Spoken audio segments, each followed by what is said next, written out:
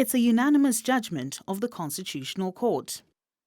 It violates irrationally on the ground of gender, and to the extent that in violation of Section 9(3) of the Constitution, it unfairly discriminates on the ground of gender.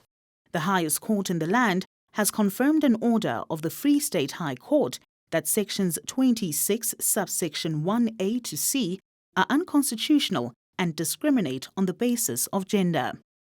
The provision prescribes that people can't refer to themselves using surnames other than those given to them and included in the population register.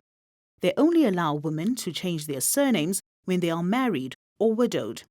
However, the same doesn't apply for husbands.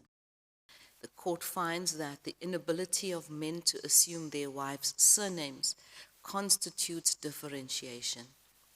Under the current scheme regulating names, in terms of the impugned provisions, spouses are not granted the same freedoms, and this is based on gender alone. The court finds that the differentiation serves no legitimate government purpose.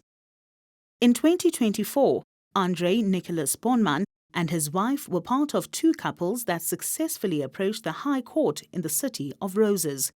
He and his spouse, Jess Donnelly Bonman, agreed early on in their relationship that the identity of their family would reflect both of them in the form of a double-barrel surname. However, while his wife was allowed that liberty, he was not.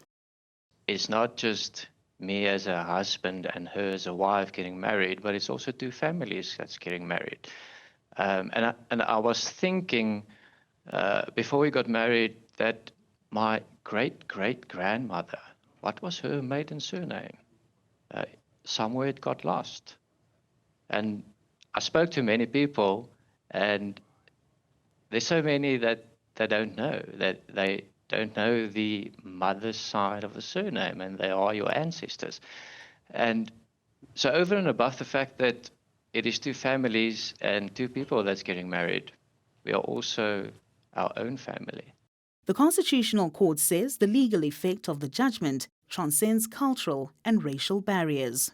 The symbolic consequence is that women's identities are subsumed into their husbands' families after marriage. This has the inevitable upshot of entrenching the notion that the husband is the head of the household. This practice also perpetuates the historical philosophy that women are not equal to men and become akin to minors upon marriage. However, the court has suspended the ruling for 24 months to allow Parliament to remedy the defects or draft new legislation.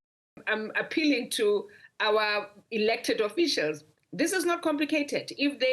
If what they say when they stand up in Parliament and talk about substantive equality and equity, then the test is now, when this is brought to their attention, to move with speed and reflect what this Constitution is about. If Parliament fails to correct this within 2 years, then the current provisions of the Act will still not apply. For Newzroom Afrika on Channel 405, I'm Zoleka Qodashe in Johannesburg.